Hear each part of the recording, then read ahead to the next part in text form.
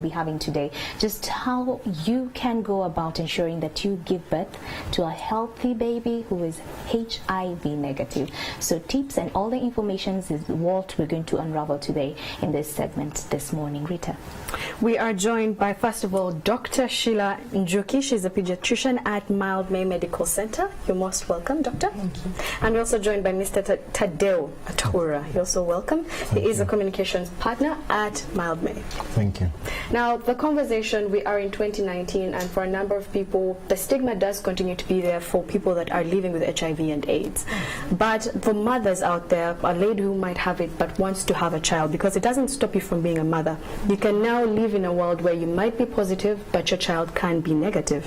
And she says yes, the doctor is saying yes, just so that you know I'm not making up things, okay? This information is available. So let's start with that bit of things. How many mothers, in terms of statistics and what is going on within our country, how many mothers are positive and end up being able to give birth to negative children that are negative? Currently, Uganda has moved a long way to come to what we call elimination of mother-to-child transmission of HIV. We started with giving a single drug, then double drug, then eventually we adopted what we call the option B+, where a mother is supposed to start ARVs immediately and continue for life to prevent infection of the baby and for her betterment.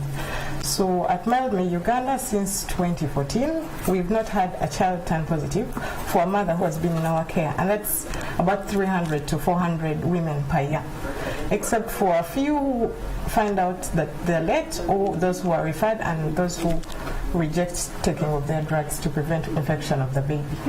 You've actually mentioned something very important, that once a mother goes to a healthcare center and maybe she's pregnant and she's never known her status, once she's declared positive, does she begin on ARVs at that point in time when she's pregnant? Because let's now demystify that myth. Many people say that I cannot take ARVs because I'm afraid it might affect my baby in the stomach. So what exactly happens in that case?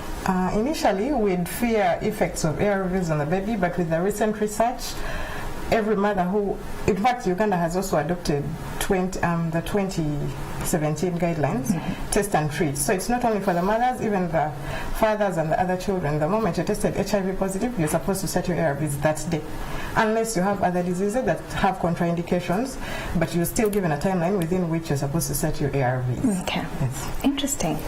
So if the mother has taken the ARVs during the pregnancy, is she 100% sure that her child will be negative? No. Let's talk about that. No, because for someone who just say as simple as just take ARVs and okay, I don't need to go and get these checks. What else does she need to do?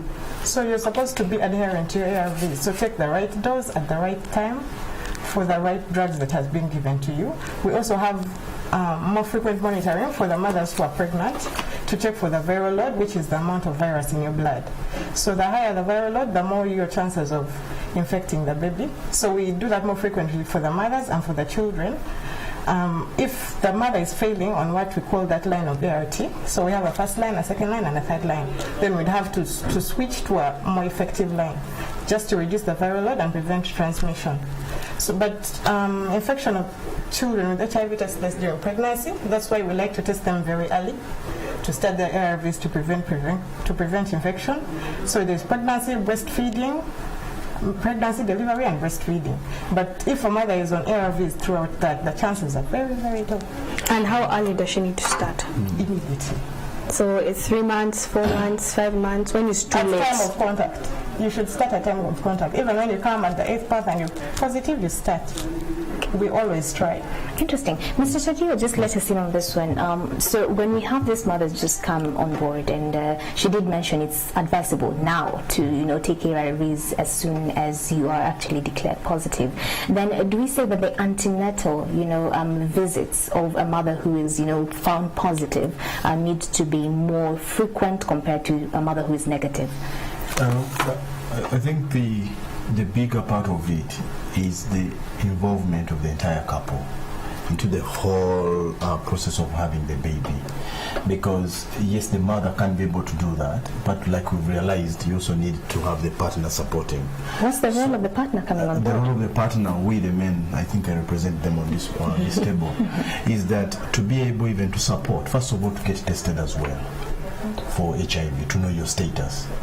2, if you're HIV negative, for you to see what is your role in supporting your wife to be able to continue taking their ARVs even when they're pregnant. So you also need to support that process. Now when it comes to the antenatal care visits, it's really about the two of you going, because this is your baby and the life that you're having is yours. So you need to be able to support that. So we highly encourage, leave alone whether you're HIV positive or negative, if you're pregnant, you need to go for the mandatory A and C visits for you to be able to make sure that your baby is healthy. Now when you're HIV positive, it's also very important that actually you fulfill all your visits. So I would really encourage that it's not only the woman who goes, but also the man to go along. And we've seen that couples that have come and they are moving together and they know their status, right, they will always have their healthy babies. So it's so supportive. Okay. Yeah. Doctor, just break down the process. For example, if, let's say, a HIV positive expectant mom and I come to the center for just a basic antenatal care visit, what's the process? What examinations do I go through compared to that of an HIV negative mother? So the difference really for you is just that we put a lot of emphasis to take your ARVs. If you have prior knowledge of your HIV status and your ARVs, there's not so much. We just have to look out for whatever we look out for in other non-HIV infected women. For example? So for hypertension, sexually transmitted diseases, bleeding tendencies, and other chronic illnesses. If you're taking your ARVs well, you'd be treated like another HIV negative mother, just that we put a lot of emphasis on your ARVs because we want to prevent infection to the baby.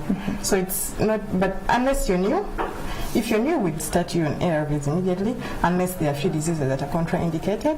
We'd also still test you for STIs and look out for the other things that we look out for in the HIV negative women.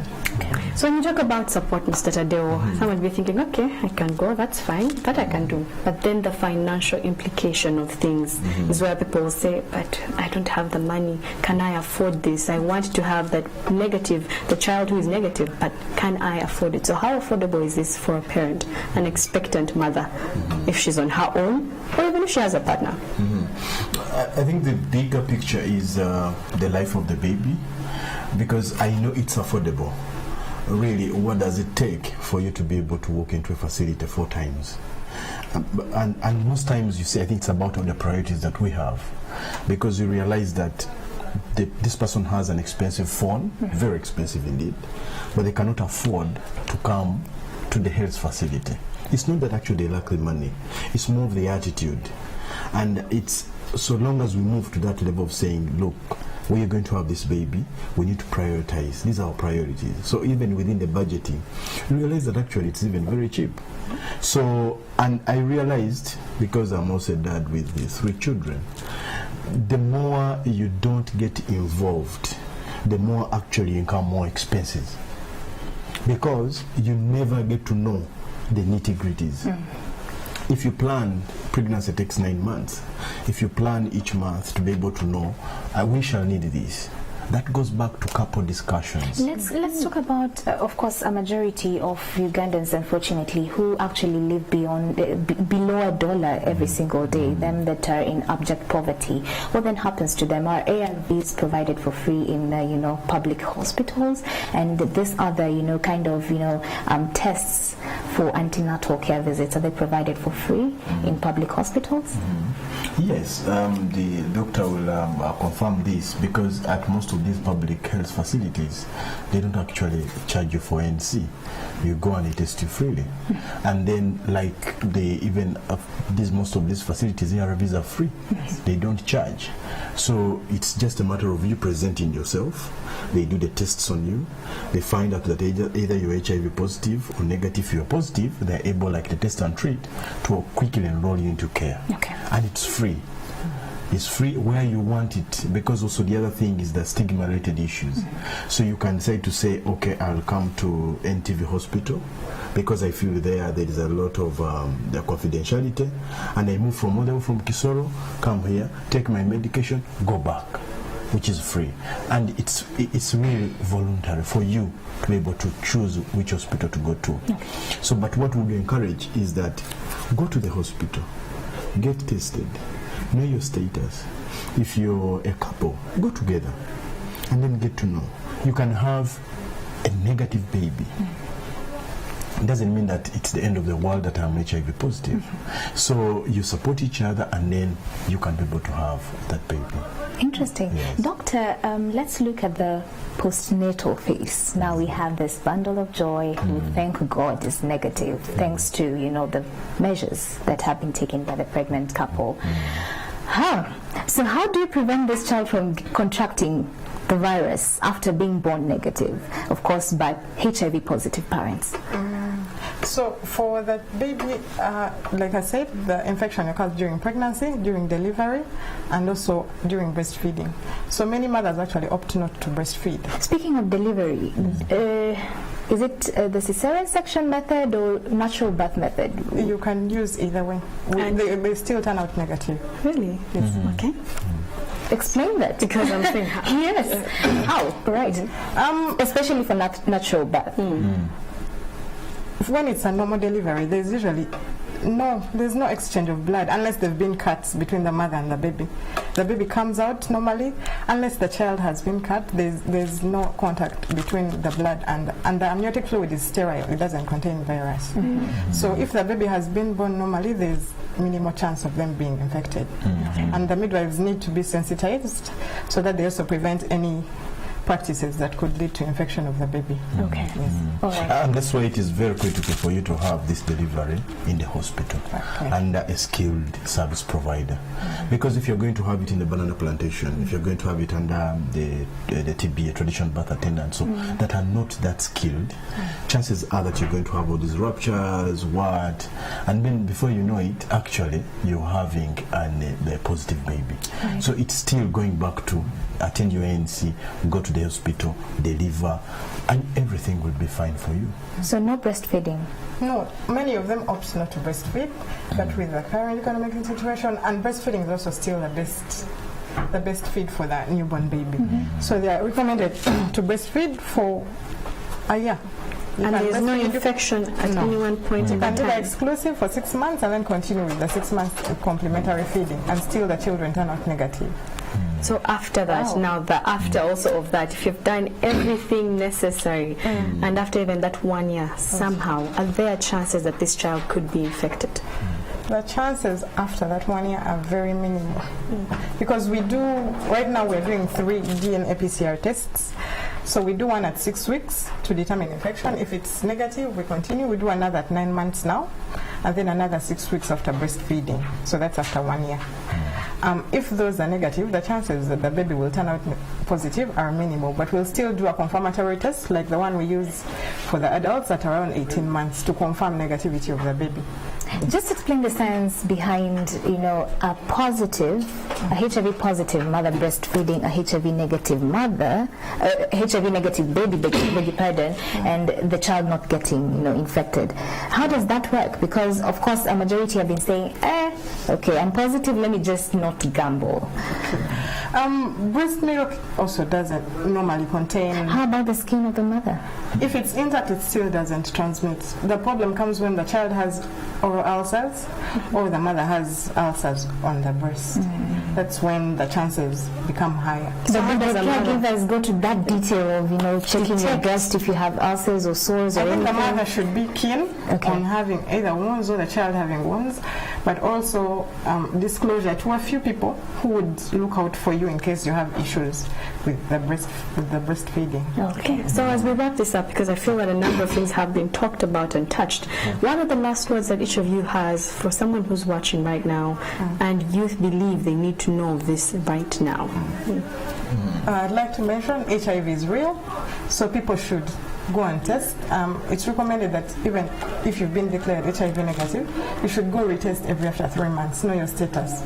Then you'd start, right now it's test and treat, the drugs are much better, the side effects are low, so you can do it. When you have HIV, it's not the end of the world. We have a number of people who've been living with it for over 20 years. They're fine. You can have an HIV negative baby. You can live a normal life. And now at Mildmay Hospital, we still have continuity. So for many of our clients and still our community who've been declared negative, they can still continue care there for the non-HIV related diseases. So it's now a fully fledged hospital. People should not stay around with a stigma and say it's an HIV hospital. Thank you, Mr. Tadeo. And for me, she talked about the HIV section, but right now, as we celebrate 20 years of saving lives as Mildmay, we have a fully fledged 24 hours hospital. Actually beyond HIV.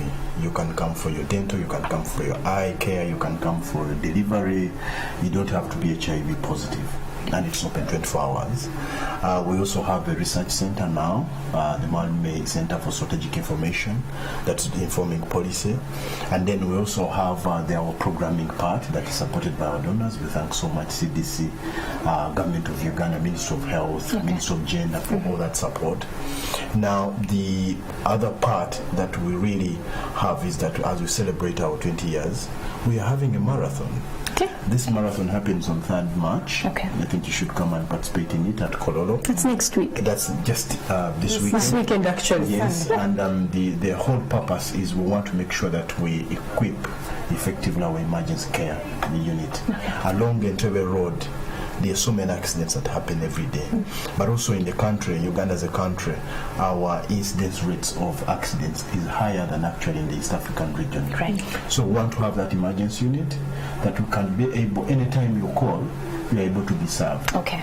Yeah. Thank you so much for coming in studios, Mr. Tadeo Atuhura, the Communications and Partnership Manager at Mildmay Uganda, and also Dr. Sheila Njuki, pediatrician at Mildmay Medical Center right here in the country. Thank you so much. So you have all the information. You could be positive. All hope is not lost. You can actually get pregnant, expand your family, have healthy babies who are HIV negative. The hashtag is Morning at NTV across all the social media platforms. Don't go too far. Morning at NTV still continues.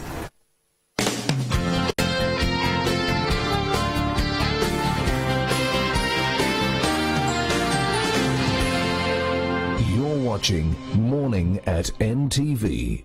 Every day, I see patients who come to me suffering from infectious diseases caused by germs, from typhoid to diarrhea, flu and cough. An average human being comes in contact with over 1 million germs daily. When we use the toilet, from our door handles, from other surfaces, and we transfer to others